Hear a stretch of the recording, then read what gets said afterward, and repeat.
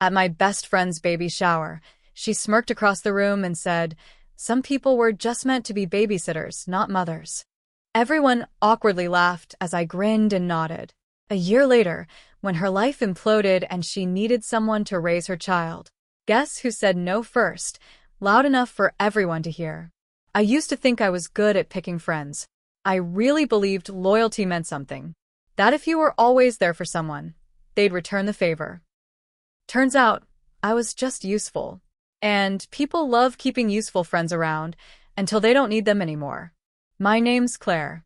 I'm 36 and live in Flagstaff, Arizona. I don't have kids. Not by choice. I tried for years, with 2 different partners. It didn't happen. There were doctor visits, pills, surgeries, and 2 miscarriages that hit me harder than I ever let on. Then came the final blow, early ovarian failure at 31. No more chances. No miracle stories. My best friend, Haley, was the only one who really saw me cry about it. She was with me when I got the final diagnosis. She stayed over that night. We watched stupid romantic comedies while I sat in silence, and she ate all the popcorn. She was always louder, funnier, prettier, more exciting. I was the sidekick. The one who always drove. The one who remembered birthdays. The one who showed up. We met freshman year at Northern Arizona University and became roommates. She pulled me out of my shell. I helped her pass classes. We stayed close even after she married this flashy guy named Zach. Real estate, fake smiles, a Rolex addiction. I didn't trust him, but she didn't want to hear it. Anyway, fast forward to her baby shower. I was happy for her. Genuinely. I made her this crocheted baby blanket, stayed up every night for 3 weeks to get it right. I helped her mom set up balloons. I even ran to the store last minute when they forgot the paper cups. Then came that moment. She stood up to give a little speech. The usual stuff. "Thank you all for coming. I'm so excited, blah blah." She glanced at everyone with that smug smile she always got when she was showing off. And then, in front of 20 people, some close friends, some strangers, she looked straight at me and said, "Some people were just meant to be babysitters, not mothers." Just like that. People laughed. A few of them gave me that quick side glance, like they weren't sure if it was okay. I smiled. I even nodded. I didn't want to make it weird. Inside, I wanted to scream. I stayed quiet. Helped clean up after. Took my dish home. I didn't cry until I was in my car, halfway down Butler Avenue. She texted me the next day, like nothing happened. I didn't answer. A week passed. Then I got a voicemail, long, awkward, full of "I didn't mean it like that, and you know how I joke." She blamed the hormones. Blamed the stress. Said she loved me. I never responded. For a year, we didn't talk. Then came the crash. Zach got arrested. Fraud. Wire stuff. Pyramid schemes, some real serious mess. Apparently, he'd been faking rental listings and stealing from people through fake management companies. The FBI showed up. They lost everything. The house, the cars, even the baby furniture. Poof. I heard from a mutual friend that Haley had moved back to town, staying with some relative in Mesa. That didn't last. The aunt had her own health problems. Haley came back to Flagstaff with her baby girl, Emma, now 6 months old. No job. No car. No help. She started calling around, asking people for support, asking if anyone could help with the baby for a while. And by help, she meant take her kid. Someone told me she planned to show up at the Sunday support gathering held at St. Mark's Community Hall. They sometimes invited struggling parents to share their story, hoping someone in the church would take them in or offer help. I didn't want to go at first, but something inside me said to show up. I sat in the back. Quiet. She came in looking like a ghost of herself, messy bun, stained hoodie, holding the baby like she was afraid she might fall apart. She barely looked up. The priest gave her the mic. She stumbled through her words. She said she just needed a break.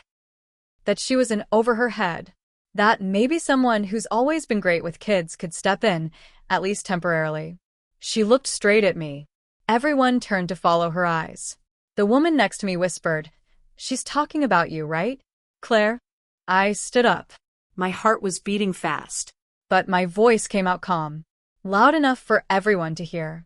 No, just one word. It echoed. No one moved. Haley stared at me like I'd slapped her. I didn't say anything else. I picked up my purse and left. She didn't run after me. She didn't call. She never apologized again. After I walked out of that church hall, I expected silence. Maybe some awkward texts. Maybe some angry calls from mutual friends trying to guilt-trip me. But what I didn't expect was what came next. 3 days later, there was a knock at my door. It was raining. Hard. The kind of rare Flagstaff storm that turns gutters into rivers. I opened the door to find Haley standing there, soaked to the bone, holding baby Emma on her hip in a yellow blanket that looked like it hadn't been washed in a week. I didn't know where else to go, she said. I didn't move. Just stood in the doorway, blocking her from coming in. She didn't cry. Didn't beg. Just looked tired, dead in the eyes. You've always been good at fixing things. You're the only person I can trust. I didn't invite her in. I told her to go to the shelter on 4th Street. Told her they had programs for moms, resources, volunteers, even some temporary housing if she filled out the paperwork. She just looked at me and said, "Emma deserves better than a shelter." My voice was flat. You should have thought about that before. She stared at me for a few more seconds, then turned around and walked off into the rain.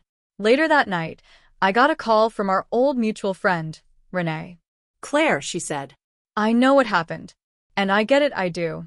But the baby? Emma didn't do anything. She's innocent.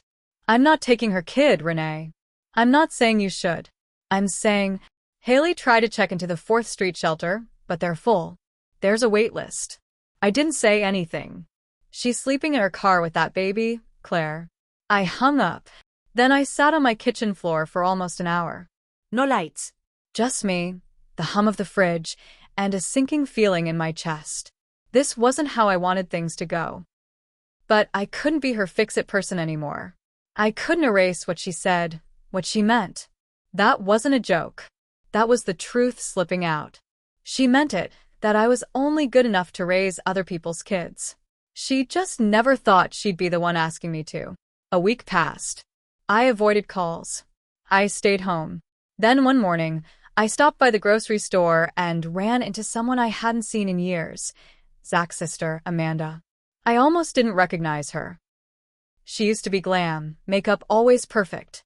Now she looked rough, smelled like cheap vodka, and had a twitch in her left eye. She's trying to pawn off her kid on people, you know that? She said while we waited in line. She even asked me. Me. Like I don't have enough problems. She's your niece, I said flatly. She scoffed. So? That baby was a trap to keep Zach. Didn't work. Now she wants to hand her off like a bag of dirty laundry. I didn't reply, but something about the way she said it. A trap made something click in my head. Later that day, I pulled out an old notebook I used to use when Haley and I were planning her baby shower. In it, I had scribbled down random details, like dates, baby names she liked, and a bunch of things she said while she was pregnant. There, circled in purple ink. Emma wasn't planned, but Zach said if I got pregnant, he'd finally marry me. I remembered now. That whole pregnancy had been weirdly timed. Zach had been pulling away. They were fighting a lot. Then boom, pregnancy. Quick engagement. Kuyet ko to sa wedding. No honeymoon. Could it be? Did she really use that baby to trap him? Was that why she said what she said at the baby shower? That I was a babysitter, not a mother? Because in her mind, being a mother didn't mean love. It meant control. A few days later, I saw her again. Not in person. On Facebook. Someone had shared a local post. Haley, holding a sign in front of City Hall. Need work. Have child. Will clean, cook, nanny. The comment section was brutal. People calling her names. Saying she should have known better. That she was a gold digger. That the kid would be better off in foster care. I didn't know what I felt reading those. Pity? Anger? Shame? Then I saw a new post go up, just a few hours later. Same spot. Same sign. But this time, Emma wasn't in the photo. And something about that felt wrong. The next morning, I couldn't stop thinking about that photo. Emma was always in Haley's arms. That was the one thing she never let go of. No stroller, no carrier. Always on her hip. Like a badge. Or a shield. But now no baby. I didn't want to get involved. I really didn't. But that empty spot in the photo stuck with me like a splinter under the skin. So I called Renee. Have you seen Emma lately? There was a long pause. No. Why? Did Haley say anything to you? About where she's staying? Or if Emma's with her? Another pause. Then Renee's voice got quieter. Claire, she told me she's working something out. Said Emma's with a friend. That it's temporary. I felt a pit grow in my stomach. What friend? She didn't say. That night, I drove past the Walmart on Huntington where she was seen panhandling. She wasn't there. I circled the 4th Street shelter. Still nothing. But just as I was about to give up, I saw her. At the bus stop near Lone Tree and Butler. She was alone. Smoking. No baby bag, no blanket.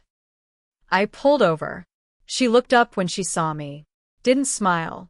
Just exhaled smoke through her nose and said, "Let me guess. You want to rub it in now?" "Where's Emma?"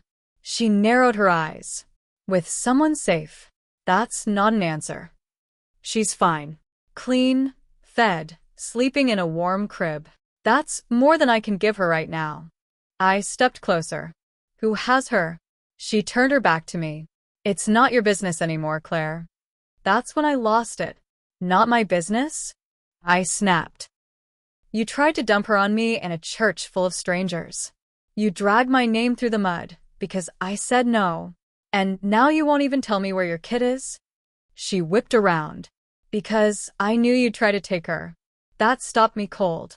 She took a deep breath, like she'd been holding that in for days. You think I don't know how people look at me now? Like I'm trash. Like I'm broken. You think CPS won't come sniffing around the second I tell someone new where she is? You think they won't find a reason to take her away for good? My voice was low. Is someone even watching her, Haley? Or did you give her up? She didn't answer. Just looked away and mumbled. I did what I had to do. It hit me then. She'd given Emma to someone, no paperwork, no agency, just off the grid. I got in my car and drove off. But that night, I couldn't sleep. Every worst-case scenario spun through my head. What if she handed Emma to someone sketchy? What if it was someone from one of those online groups that prey on desperate moms? What if she thought she was protecting Emma, but ended up doing something irreversible? So I made a decision. I called a friend who works at Family Services. Told her everything. Gave her Haley's last known location. The church. The Walmart. The bus stop. I didn't give her name, but I gave enough. 2 days later, a caseworker named Tom showed up at my door. We're trying to locate a child, he said. We've had reports she might be in informal custody. There's no paperwork. It could be unsafe. I didn't say yes, but I didn't say no either. Then Tom said something that hit me like a brick. We believe the child may be with a former client of ours, a woman with a history of neglect. If Haley handed her off without vetting, the state may have to step in. Asked if they knew where Emma was now. He said not yet. But they were close. 3 days later, I got a call from Tom again. They found Emma.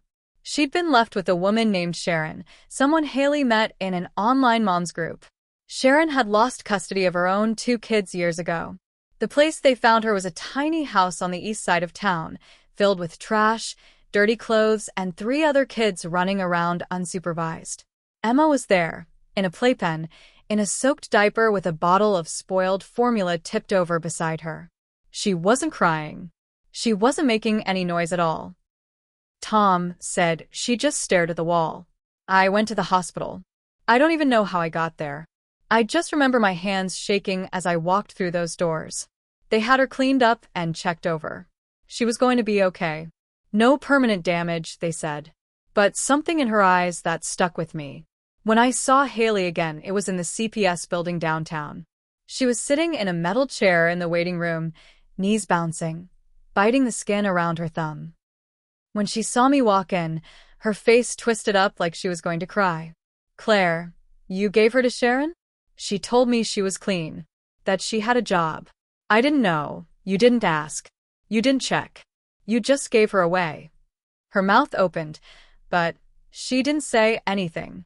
Tom came out then, told her they were placing Emma into temporary foster care, that it would take a long time, if ever, before she'd be considered fit to raise her again. She broke, collapsed on the floor, wailing. Her hands gripped the tile, like maybe if she held on hard enough, she wouldn't lose everything. I didn't kneel next to her. I didn't comfort her. I stood over her and said the words I'd been holding back for over a year. "You call me a babysitter like it was an insult. But at least babysitters don't abandon children with strangers." She looked up at me, her eyes bloodshot, her face wet. "I didn't mean to. I just thought you hated me. After the baby shower, I knew I ruined it." "You didn't ruin it at the baby shower," I said. "You ruined it when you made me your last resort instead of your friend." That was the last time I spoke to her. I didn't take Emma in. I wanted to. I thought about it long and hard. But I knew it would be out of guilt. Out of some twisted obligation.